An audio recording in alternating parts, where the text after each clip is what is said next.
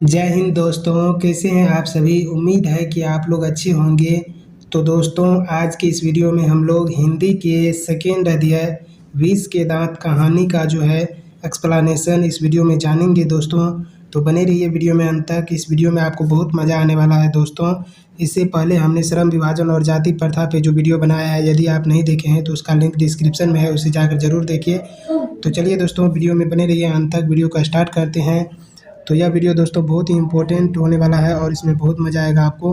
तो चलिए, हम सबसे पहले नलिन विलोचन शर्मा ने जो 20 के दांत ये चैप्टर लिखे हैं दोस्तों, ये जो कहानी लिखे हैं, तो इसके लेखक के परिचय के बारे में जान लेते हैं, क्योंकि इससे बहुत सारे ऑब्जेक्टिव क्वेश्चंस बोर्ड एग्जाम में पूछे जाते हैं। तो चलिए दोस्तों, बड़ी इत्मीनान से इसके जो है सो लेखक परिचय को पढ़ते हैं। यहाँ पर देख सकते हैं दोस्तों, कहानी का नाम है 20 के दांत। यहाँ पर है कहानी का नाम 20 के दांत, और इसके जो लेखक है दोस्तों वो है नलिन विलोचन शर्मा। इसका जो है यहाँ पर तस्वीर दिया हुआ है दोस्तों, तो आप इसको देख सकते हैं। नलिन विलोचन शर्मा इसके लेखक हैं। और ये जो 20 के दांत है, यह एक कहानी है। तो इसकी विधा क्या हो जाएगी, कहानी। कभी कभी आपको ऑब्जेक्टिव में पूछ देता है कि 20 के दांत की विधा क्या है, तो आप ऑप्शन में दिया रहेगा कहानी, तो कहानी टिक लगाइए, ठीक है।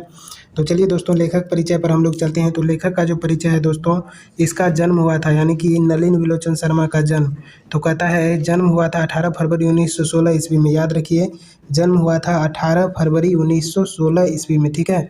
उसके बाद निधन दिया हुआ है दोस्तों, तो इसका निधन हुआ था 12 सितंबर 1961। यहाँ पर देखिए, 1916 का जब उल्टा कीजिएगा तो 1961 आपको आएगा। 16 का उल्टा 61, ठीक है दोस्तों।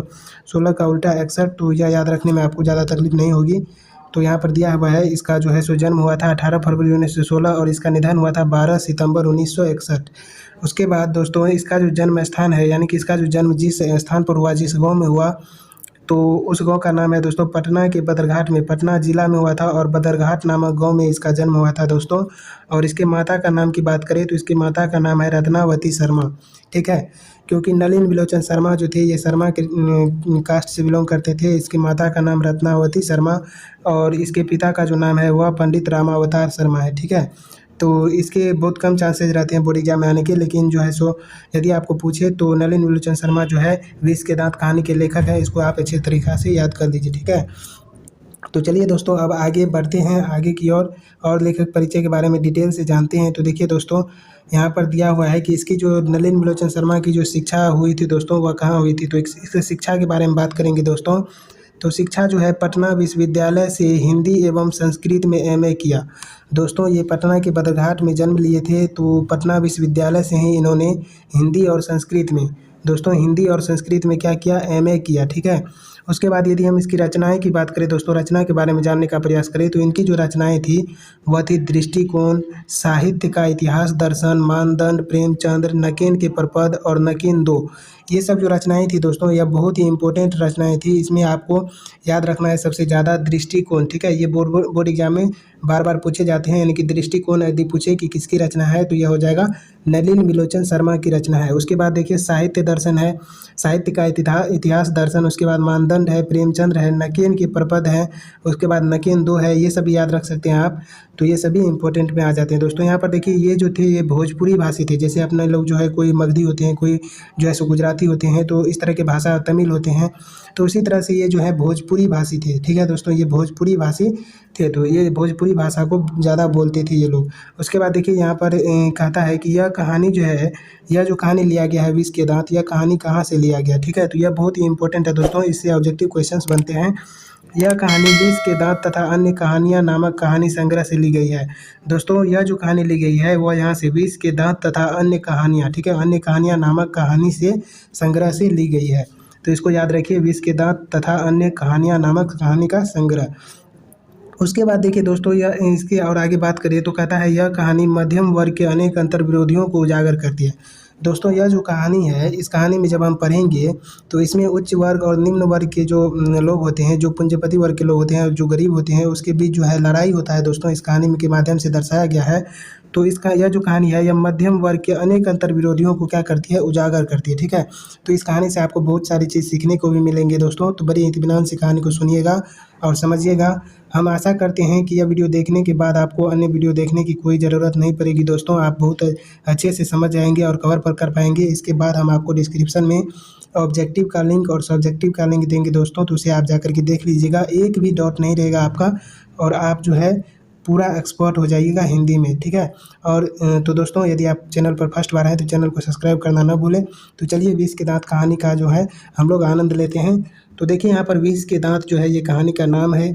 और कहानी का अगर मुख्य पात्र की चर्चा कर ले दोस्तों, यानी कि कहानी में जो लोग आए हैं या जो शामिल हुए हैं और जिनके बारे में ये कहानी लिखी गई है, तो इन सब का बात कर लेते दोस्तों। तो एक नंबर में आप बात कर लेते हैं तो सेन साहब, ठीक है। सेन साहब जो है एक अमीर आदमी है इस कहानी में, कह सकते हैं। और सेन साहब, उसके बाद सेन साहिबा, सेन साहब की पत्नी को सेन साहिबा थोड़ा देर के लिए मान के चलिए कि सेन साहब का जो पत्नी है वह सेन साहिबा है। उसके बाद कासू, कासू और खोखा, कासू का ही दूसरा नाम दोस्तों खोखा है और ये जो है सेन साहब का बेटा है। उसके बाद सोफर की बात करें तो सोफर का मतलब ड्राइवर होता है दोस्तों। तो सोफर जो है यह एक कार का ड्राइवर है, क्योंकि सेन साहब के पास एक काला कार है जो कि बहुत ही चमकदार कार है, ठीक है। बहुत ही अच्छा कार है जो काले रंग की है और 7,500 में जो है सो मंगाया गया है, ठीक है। बहुत ही अच्छा कार है। उसके बाद पत्रकार महोदय के बारे में हम लोग जानेंगे। और उसके बाद देखिए सेन साहब के 5 पुत्रियाँ थी, ठीक है दोस्तों। सेन साहब के 5 पुत्रियाँ थी जिसका नाम यहाँ पर है सीमा थी, रजनी, आलो, सोफाली, आरती, ठीक है। ये उनके 5 पुत्रियाँ थी। तो दोस्तों इसको याद रखिए कि सीमा, रजनी, आलो, सोफालो, आरती। उसके बाद देखिए इसी के सेन साहब के जो फैक्ट्री थे दोस्तों, उसमें किरानी का काम करता था गिरधर लाल, ठीक है। एक किरानी था गिरधर लाल जो कि एक गरीब फैमिली से बिलोंग करता था दोस्तों। और गिरधर लाल का बेटा गिरधर लाल का जो बेटा था उसका नाम मदन था और इसमें मदन के माँ की भी चर्चा की गई दोस्तों। मदन ही इस कहानी का नायक है, ठीक है। मदन ही जो है यह कहानी का नायक है, एक्टर है, कह सकते हैं हीरो है दोस्तों। तो मदन इस कहानी का नायक है। तो चलिए दोस्तों हमने आपको कहानी के पात्र के बारे में बता दिया। चलिए अब इस कहानी के लाइन बाय लाइन एक्सप्लेनेशन पर ध्यान देते हैं दोस्तों और उसको देखते हैं। आपको बहुत ही मज़ा आएगा दोस्तों इससे कहानी को जब आप समझिएगा, इस वीडियो को पूरा देखिएगा। तो देखिए दोस्तों इस कहानी में यहाँ पर हमने कुछ टॉपिक चूज करके रख लिया है जो आपको बता देने से पूरा कहानी जो है एंड हो जाएगा दोस्तों। तो देखिए यहाँ पर कठपुतलियाँ और चमक धमक, यहाँ पर हमने लिखा है कठपुतलियाँ और चमक धमक। कार की चर्चा की गई है और आपको बताया जाएगा कि काले रंग की बहुत ही चमक धमक वाली कार है जो कि बरसाती में खड़ी है, ठीक है। मानो ऐसी कार की जिसमें अपना मुंह देख ले, ठीक है। ऐसी कार, ऐसी काली चमकीली कार जिसमें लोग चाहे तो अपना मुंह देख ले, इस तरह का कार है। और 7,500 में आई है ये कार और ये सेन साहब की कार है। और इसे अगर कोई छू ले तो उसकी मान लो कि सामत आ जाए। कहने का मतलब इसे गंदा करने को किसी को भी हिम्मत नहीं है दोस्तों, कि कोई छू भी नहीं सकता है इस कार को, ड्राइवर और सेन साहब के अलावा दोस्तों। तो देखिए दोस्तों यहाँ पर यदि बात करें तो यहाँ पर कठपुतलियाँ के बारे में है। तो लड़कियाँ सेन साहब की जो पाँचों पुत्रियाँ थी दोस्तों, यदि हम बात करें सीमा की, ठीक है, सीमा, रजनी, ठीक है, सीमा रजनी जो कि हमने आपको ऊपर में बताया था, सीमा रजनी, आलो, ठीक है, और सोफाली, ठीक है, सोफाली। और यदि बात करें आरती, ठीक है, उसके बाद आरती की बात करें दोस्तों, तो ये जो पांचों लड़कियां थी सेन साहब की, यह घर में कठपुतलियां की तरह थी। कठपुतलियां कहने का मतलब है दोस्तों जिसमें जान नहीं हो। जान कहने का मतलब है कि यह जो है पांचों बेटियां या सेन साहब के इशारे पर, उंगली के इशारे पर नाचती थी। यदि सेन साहब उसे कहे कि हंसो तब वो हंसती थी, यदि उसको कहे कि खाना खाओ तब वो खाती थी। यानी कि कहने का मतलब है कि लड़की को हंसने तक का भी जो है सो उसको इजाज़त नहीं था। वह हंस सकती है तो पूरा खिलखिला कर नहीं हंस सकती है। और यदि कोई तमीज़ सीखे हंसने का तो उसकी लड़कियां से सीखे। इतना सोसाइटी में जो है उसे रखा गया था, ठीक है। और उसके लिए घर में पढ़ने के लिए अलग नियम थे और उसे काम करवाया जाता था, उसे बाहर पढ़ने के लिए नहीं भेजा जाता था, ठीक है। घर सेन साहब जो है घर में ही उसको बेटियों को शिक्षा देते थे और उसे बाहर जाने का जो है सो अलाउ नहीं था, ठीक है दोस्तों। तो लड़कियां जो है कठपुतलियां की तरह घर में रहती थी, ठीक है। और चमक धमक जो है यह कार की थी। उसके बाद देखिए कि उसके बाद क्या कहता है दोस्तों, नाउम्मीद बुढ़ापे की आंखों का तारा। तो यदि हम इस पर चर्चा करें कि नाउम्मीद बुढ़ापे की आंखों का तारा कौन है, तो नाउम्मीद बुढ़ापे की आंखों का तारा है खोखा, ठीक है। और ऐसा इसलिए कहा गया है दोस्तों कि जब सेन साहब और सेन साहिबा दोनों बुजुर्ग हो गए थे, यानी कि बूढ़े हो गए थे, बूढ़े अवस्था में जा चुके थे, बेटा होने की कोई संभावना नहीं थी, पांचों लड़कियां ही हुई थी। उसके बाद देखिए जब संभावना बीत जाता है उसके बाद खोखा का आविर्भाव होता है, यानी कि जन्म होता है। तो यह जो है नाउम्मीद बुढ़ापे के आंखों का एक तारा समझ लीजिए, ठीक है, इस तरह से। तो यहाँ पर लेखक बताए हैं कि यह जो है नाउम्मीद बुढ़ापे की आंखों का तारा है। अगर पूछेगा आपको ऑब्जेक्टिव क्वेश्चन तो यहाँ पर क्या हो जाएगा कि खोखा जो है यह नाउम्मीद बुढ़ापे की आंखों का तारा है जिसका दूसरा नाम कासू है, ठीक है, जिसका दूसरा नाम दोस्तों कासू है। उसके बाद देखिए इसमें क्या कहता है, अगला टॉपिक जो यहाँ पर लिखा हुआ है, कहता है जीवन के नियमों सहित घर के नियमों का भी अपवाद। दोस्तों जीवन के नियमों सहित, दोस्तों जीवन के नियमों का कहने का मतलब है कि यदि किसी को संतान होता है दोस्तों तो जवानी जब तक रहती है तब तक संतान हो जाता है तो अच्छा होता है। यदि बूढ़ा में संतान होता है तो ये तो थोड़ा उटपटांग लगता है दोस्तों। तो जीवन के नियमों सहित घर के कामकाज का भी अपवाद था। कहने का मतलब घर में जो नियम लगाए गए थे वह बेटियां पर तो लागू होती थी, यानी कि पांचों बेटियां पर लागू होती थी, लेकिन खोखा पर लागू नहीं होता था, क्योंकि ये बूढ़े में जन्म लिया था, यानी कि जब नाउम्मीद थी, कोई उम्मीद नहीं थी संतान होने की, तब जन्म लिया था। तो लोग इसे जो है सबसे ज़्यादा लाड़ प्यार मिल रहा था, ठीक है। तो इसे घर के नियमों का भी अपवाद था, घर के नियम इस पर लागू नहीं होते थे और जो चाहे मर्जी ये कर सकते थे, ठीक है। तो लाड़ प्यार ने खोखा को क्या किया था, बिगाड़ दिया था। और देखिए दोस्तों, इससे आगे जब बात करें अगले टॉपिक पर, तो यहाँ पर लिखा हुआ है बिजनेसमैन कोमा इंजीनियर। तो कहने का मतलब है सेन साहब जो है अपने बेटे को बिजनेसमैन या इंजीनियर बनाना चाहते थे। क्यों बनाना चाहते हैं दोस्तों, खोखा जो था लाड़ प्यार में बिगड़ गया था, इसको पूरी छूट थी घर में कुछ भी करने का। तो ये क्या करता था, कोई भी सामान गिरा देता था, गाड़ी का हवा खोल देता था, गाड़ी को गंदा कर देता था, गाड़ी का हेडलाइट फोड़ देता था दोस्तों। तो ये तरह तरह के ऐसे काम करते थे जिससे सेन साहब को लगता था कि इसमें इंजीनियर बनने का गुण है, ठीक है। सेन साहब को लगता था कि ये इसमें इंजीनियर बनने का गुण है। तो वह क्या करते थे, सेन साहब का कहना था कि यह हम अपने बेटे को बिजनेसमैन या इंजीनियर बनाना चाहते हैं। और उसके लिए जो है यह क्या किया था, सेन साहब अपने बेटे को घर पर ही शिक्षा देते थे और बढ़ई को मंगवा करके उसी से ठोक पीट ऐसे वगैरह वगैरह सिखाते थे, ठीक है। तो वह क्या करते थे, बिजनेसमैन या इंजीनियर बनाना चाहते थे अपने बेटे को, ठीक है। तो यदि आपसे पूछे कि सेन साहब अपने बेटे को कौन चीज़ बनाना चाहते थे, तो बिजनेसमैन या इंजीनियर बनाना चाहते हैं। उसके बाद देखिए दोस्तों, यहाँ पर आ जाता है अगला टॉपिक, नेक्स्ट टॉपिक आ जाता है मदन 5 से 6 वर्ष का लड़का। तो दोस्तों यदि हम बात करें गिरधर लाल की, गिरधर लाल कहने का मतलब जो सेन साहब के फैक्ट्री में किरानी का काम करता था, ठीक है, किरानी का काम करता था दोस्तों गिरधर लाल। तो गिरधर लाल का जो गिरधर लाल का भी फैमिली था दोस्तों, गिरधर लाल की पत्नी थी और गिरधर लाल का एक बेटा था जिसका नाम मदन था, ठीक है। मदन जो है 5 से 6 वर्ष का लड़का था और यहाँ पर 5 से 6 वर्ष का लड़का था। एक दिन दोस्तों क्या हुआ कि मदन जो है जब क्या हुआ कि लेखक हुसैन साहब के यहाँ दोस्तों कुछ रिश्तेदार आए थे घूमने के लिए। तो जब ड्राइंग रूम में बैठे थे कुछ रिश्तेदार, तो उसी समय क्या हुआ था कि मदन क्या कर रहा था, सेन साहब की जो कार लगी हुई थी उसको टच करने का कोशिश कर रहा था या टच कर रहा था। तो उसके ड्राइवर ने क्या किया, सेन साहब के ड्राइवर ने उसे धकेल दिया और मदन को चोट आ गई। तो मदन गुस्सा होकर के ड्राइवर को लपक करके शर्ट या कॉलर पकड़ने लगा दोस्तों। तो जब ऐसे करने लगा तो ड्राइवर ज़ोर से चिल्लाया। तो सेन साहब जब ये बातें सुनी तो वह क्या हुआ, बाहर निकले और जैसे ही बाहर निकले तो वो देखे कि मदन लपक लपक कर ड्राइवर के शर्ट पकड़ रहा है दोस्त। तो उन्होंने कहा कि मदन की माँ मदन को ले जाओ और देखना कि फिर ऐसी हरकत ना करे, ठीक है। इस तरह की बातें हम आगे में भी बताएंगे ये सब बातें आपको। तो चलिए अब यहाँ पर नेक्स्ट टॉपिक क्या आते हैं दोस्तों, अगला टॉपिक क्या है, कहता है खोखा और मदन की लड़ाई। तो इस पर भी बात करेंगे। उसके बाद माल वाले की जीत होती है, मदन के डरने का कारण, इन सब पर बात करेंगे दोस्तों। तो देखिए आगे में सब टॉपिक लिखा हुआ है। तो यहाँ पर देखिए दोस्तों, यहाँ पर अब आ जाते हैं, यहाँ पर साफ साफ लिखा हुआ है कि मदन की माँ, कहता है मदन की माँ मदन को ले जाओ और देखना वह फिर ऐसी हरकत ना करे, ठीक है। तो यह कहने का क्या तात्पर्य है और यह किसने कहा, किस स्थान पर कहा, क्या हो रहा था तभी। तो दोस्तों हमने आज जैसे कि आपको बताया कि मदन गाड़ी छूने का प्रयास कर रहा था और ड्राइवर ने उसे धकेल दिया, उसे चोट आ गई। तो मदन ड्राइवर पर लपक रहा था। जैसे ही सेन साहब ने ऐसा देखा हरकत, तो मदन की माँ को उन्होंने कहा, सेन साहब ने कहा कि मदन की माँ मदन को ले जाओ और देखना वह फिर ऐसी हरकत ना करे, ठीक है। तो उस दिन क्या हो जाता है, मदन को ले जाता है, ठीक है।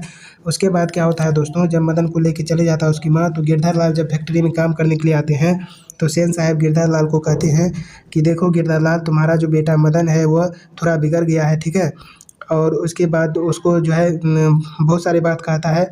तो गिरधर लाल जा करके मदन को अपने घर पर बहुत पीटते हैं, ठीक है, बहुत मारते हैं, डंडे से बहुत मारते हैं। तो जैसे ही बहुत मारते हैं दोस्तों तो वह चिल्लाहट की आवाज़ आती है। जब कोई किसी को मारेगा तो चिल्लाएगा तो ज़रूर। तो दोस्तों मदन चिल्लाता है ज़ोर ज़ोर से। तो सेन साहब की जो बीवी होती है दोस्तों, जिसको हम सेन साहिबा कहते हैं, वो बोलती है कि कमबख्त कैसे कौवे की तरह चिल्ला रहा है भिखमंगा कहीं का, ठीक है। यह इस तरह का जो है वाक्य निकालती है उसकी सेन साहिबा, ठीक है। तो इस तरह का वाक्य बोलती है। और इससे पहले दोस्तों ये भी बोलती है सेन साहिबा, जब क्या कहते हैं मदन गाड़ी छूने का प्रयास कर रहा था और सेन साहब डांटता है मदन की माँ को कि मदन की माँ मदन को ले जाओ, देखना फिर ऐसी हरकत ना करें। उस समय ही इसकी सेन साहिबा बोलती है कि ऐसे ही लड़के आगे चलकर गुंडे चोर और डाकू बनते हैं, ठीक है। तो इस तरह की बात बोलती है ये जो सेन साहिबा बोलती है। तो यदि आपसे पूछे कि ऐसे ही लड़के आगे चलकर गुंडे चोर और डाकू बनते हैं तो कौन कहा था, तो सेन साहिबा कहा था, ठीक है, यानी कि सेन साहिब की पत्नी कहा था, ठीक है। तो इसको याद रखिए दोस्तों। तो अब देखिए यहाँ पर एक और टॉपिक आ जाता है दोस्तों। कहानी अभी ख़त्म नहीं हुई है, कहानी अभी बहुत अच्छा है, इंटरेस्टिंग है, इसको सुनिए। यहाँ पर कहता है कि हंस कौवे की जमात में शामिल होने के लिए ललक गया। इसका कहने का क्या मतलब है दोस्तों?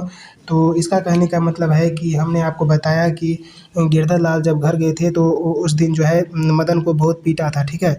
तो उसके बाद जो है मदन को तो बहुत गुस्सा था, तो एक दिन मदन क्या किया, गली में, गाँव की गली में लट्टू नचा रहा था, ठीक है दोस्तों। लट्टू घुमा रहा था। लट्टू आप खेले होंगे दोस्तों, लट्टू क्या कर रहा था, नचा रहा था, ठीक है। लट्टू क्या कर रहा था, नचा रहा था।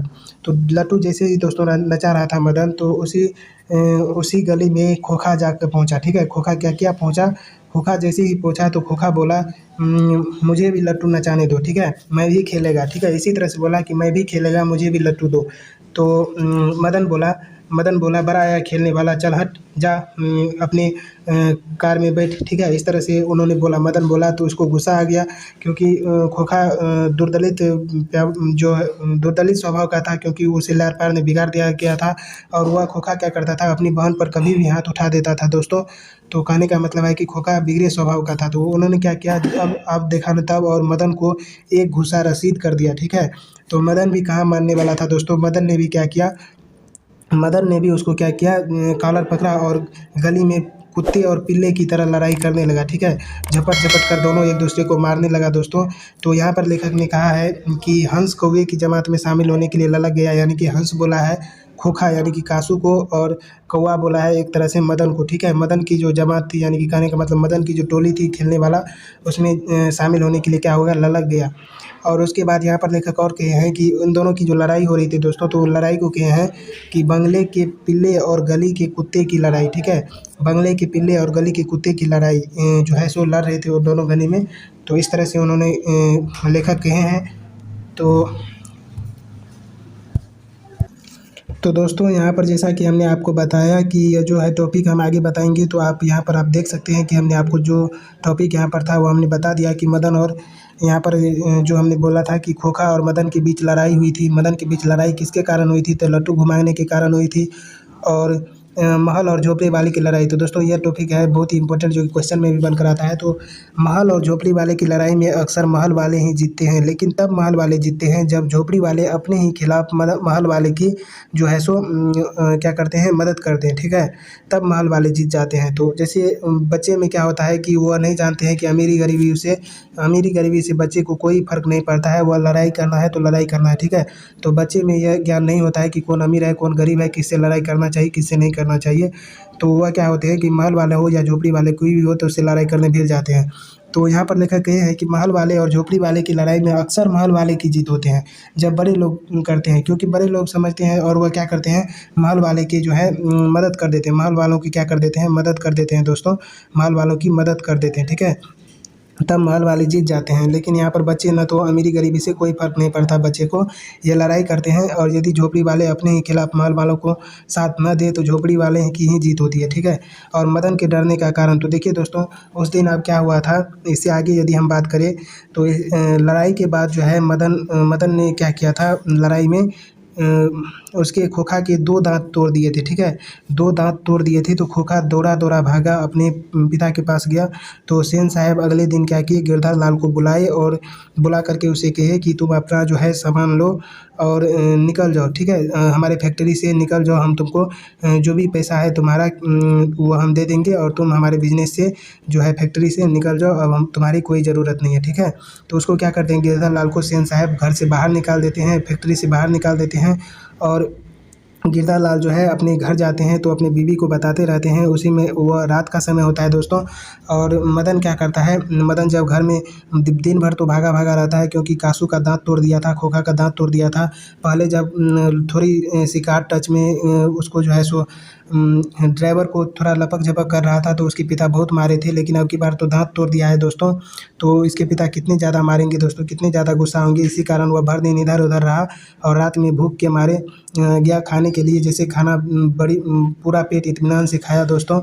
और खाने के बाद जैसे ही आ रहा था तो गली में घर के दरवाजे के सामने में एक लोटा था, उससे पैर टकरा जाता है। और जैसे ही पैर टकरा जाता है दोस्तों, तो वह जो है पता चल जाता है गिरधर लाल को। गिरधर लाल जैसे ही आता है तो मदन क्या करता है, मूरी को लटकाए हुए गिरधर लाल के सामने में जैसे मुजरिम के समान हाजिर हो जाता है दोस्तों। तो गिरधर लाल क्या करते हैं, अब की बार उसको मारते नहीं है, बल्कि उसे क्या करते हैं, सीने से लपक लेते हैं, ठीक है, सीने से मिला लेते हैं और कहते हैं, वाह बेटा वाह, तूने जो करके दिखाया वह मैं ज़िंदगी भर नहीं कर पाया। तुम्हारी हौसले को, तुम्हारी हम ताकत को, हिम्मत को सलाम करते हैं। इस तरह से उसका हौसला और बुलंद करते हैं दोस्तों। और यह कहानी यहीं पर ख़त्म हो जाती है। तो इस कहानी से यही सीख मिलती है कि दोस्तों, और यदि हम बात करें तो रईस फैमिली की, जैसे कि यदि सेन साहब की बात करें तो सेन साहब की जो एक दिन की और बात है दोस्तों कि सेन साहब जो है अपने घर पर पत्रकार महोदय आए थे। सेन साहब के घर पर पत्रकार महोदय आए थे और उस दिन बातचीत चल रही थी कि कौन अपने बेटे को, बातचीत में ही आ गया था कि कौन अपने बेटे को क्या बनाना चाहता है, ठीक है। तो पत्रकार महोदय से जब पूछा गया कि आप अपने बेटे को क्या बनाना चाहते हैं, तो पत्रकार महोदय ने बोला कि मैं तो जेंटलमैन बनाना चाहता हूँ और जो भी बने उसका काम है, उसकी मर्ज़ी है, हमारी तरफ से पूरी छूट रहेगी। जैसे ही उसके बाद सेन साहब से पूछा गया कि आप अपने बेटे को क्या बनाना चाहते हैं, तो उन्होंने बोला कि मैं अपने बेटे को इंजीनियर बनाने जा रहा हूँ, ठीक है।